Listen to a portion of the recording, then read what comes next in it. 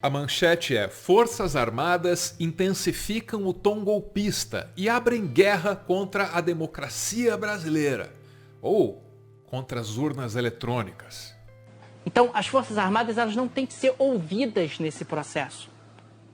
Não é papel delas, numa república, dar palpite sobre o processo eleitoral.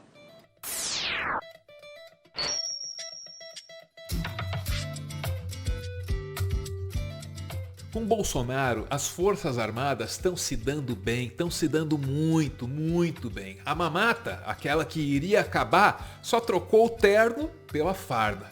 Tenta lembrar aí o número de militares em cargos civis. Caramba, disparou no governo Bolsonaro, tá vendo aí, ó? Cresceu e cresceu muito. Aí com isso vieram o quê? Os escândalos. Lembra da CPI da Covid? Coronel, cambista de vacina, tentando roubar dinheiro da vacina no meio da pandemia. Não foi só isso, né? O laboratório do Exército, que fez questão de ficar responsável lá pela produção da cloroquina, também estava comprando insumos superfaturados. É, tipo, o triplo do preço. Aí vieram as outras coisas, mais recentemente, tipo o quê? Viagra, prótese peniana, o que mais? Picanha, tá tudo aí, a ladroagem fardada, é só procurar no noticiário e você vai achar, né? Aliás, é todo dia tem uma nova.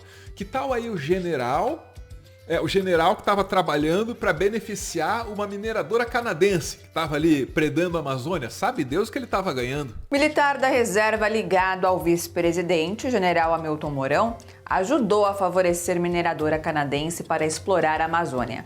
Segundo denúncia da agência pública, o Banco Forbes e Manhattan e suas empresas associadas têm conseguido a liberação ambiental, inclusive em áreas que estavam destinadas à reforma agrária, para que o grupo instale um garimpo de ouro em pleno Xingu.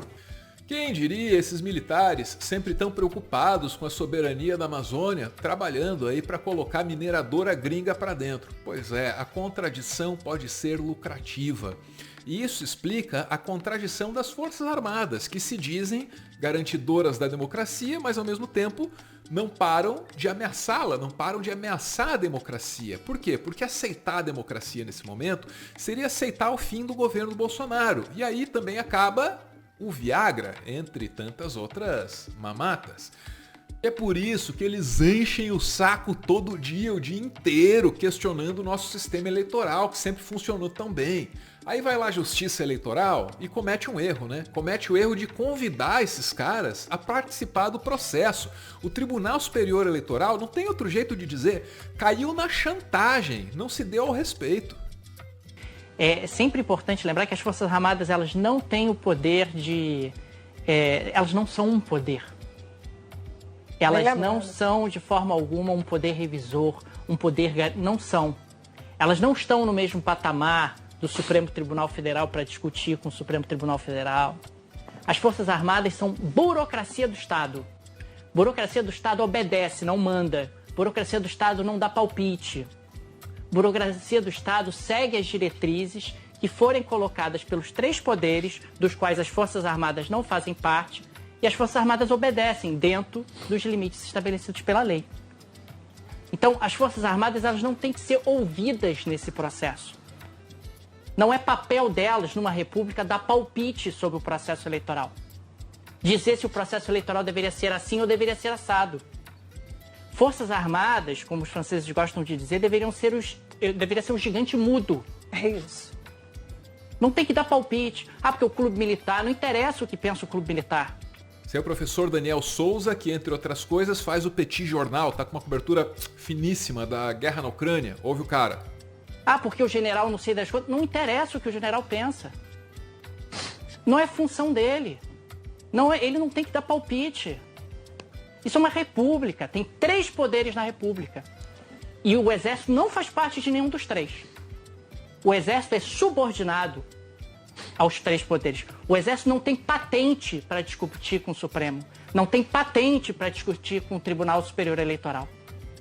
Ele está abaixo, hierarquicamente. Eu sei que eles vão entender isso, porque de hierarquia eles compreendem. De hierarquia eles entendem, lógico. É isso que a Constituição brasileira estabeleceu. Eles não são garantidores da democracia, eles não são garantidores das eleições, eles estão ali para cumprir ordens. O comentário do Daniel na Globo News, sendo otimista, né, pode ter sido o início de uma reação assim um pouco mais forte ao golpismo.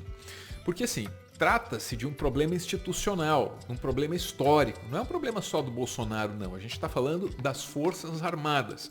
O que justifica essa frase aí, ó. Milico não dá palpite.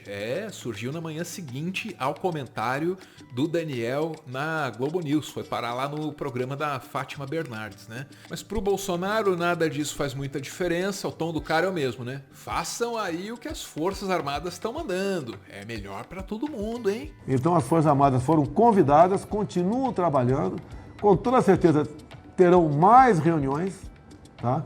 Para convencer o TSE de que as sugestões das Forças Armadas, para o bem de todos, deveriam ser acolhidas. Para você entender o tamanho do golpe que o Tribunal Superior Eleitoral tomou, é preciso dar uma olhada nos nomes envolvidos nessa história. É que a gente está falando aí assim, o TSE convidou militares para participar da eleição, para fiscalizar a eleição, para acompanhar a eleição. Que militares? Que militares são esses? Como eles são escolhidos? Bom, aí a gente tem que olhar para o ministro da Defesa, o Braga Neto, que é um provável vice do Bolsonaro. Porque o Braga Neto foi quem ficou responsável por indicar o cara lá no Exército que ia acompanhar a eleição. Que cara? Essa figura aí, ó, o Heber Portela. Então assim, deu para sacar, deu para entender a gravidade da coisa? A eleição em que o Bolsonaro concorre pode ser fiscalizada por um cara indicado pelo seu muito provável vice. Você tá entendendo isso? E tem pior, né? Tem pior. Quando você para raciocinar com a cabeça do Bolsonaro, fica pior. Como é que ele imagina as coisas? Ele, Bolsonaro, manda nas Forças Armadas. E as Forças Armadas agora mandam na eleição. Eles convidaram as Forças Armadas a participar do processo. Será que ele se esqueceu que o chefe supremo das Forças Armadas chama-se Jair Messias Bolsonaro? Acho que ele esqueceu disso. E aí só o que resta é a gente olhar para o Tribunal Superior Eleitoral e, assim, se perguntar, né? Será que esses caras percebem a merda que eles fizeram? Convite às Forças Armadas é visto no TSE e no STF como tiro no pé e munição a Bolsonaro. Ah, eles percebem a merda que eles fizeram. A ideia do Barroso, presidente do TSE, era trazer os militares para mais perto do processo eleitoral e assim conseguir o respaldo deles na defesa do sistema eletrônico de votação e contra a ofensiva bolsonarista em relação à segurança das eleições no país. Ouviu isso aí? É aí que mora o erro. Não é uma ofensiva bolsonarista tão somente. É uma ofensiva das Forças Armadas. O problema é institucional. Esse é o erro que o Tribunal Superior Eleitoral cometeu e é o erro que a nossa imprensa comete todo dia. Os caras não param de acreditar que em algum momento vai surgir um general democrata para nos salvar, encarnando assim o herói que a sua elegante farda inspira. Não, mas daí também, né? Cadê a oposição ao Bolsonaro? Cadê a oposição? Tá trabalhando para vencer a eleição? Eleição que nem sabe se vai ter. É imperioso que cada um volte a tratar dos assuntos da sua competência, sem exorbitar, sem extrapolar, nem interferir nas atribuições alheias. Chega de ameaças, chega de suspeições absurdas, chega de chantagens verbais, chega de tensões artificiais.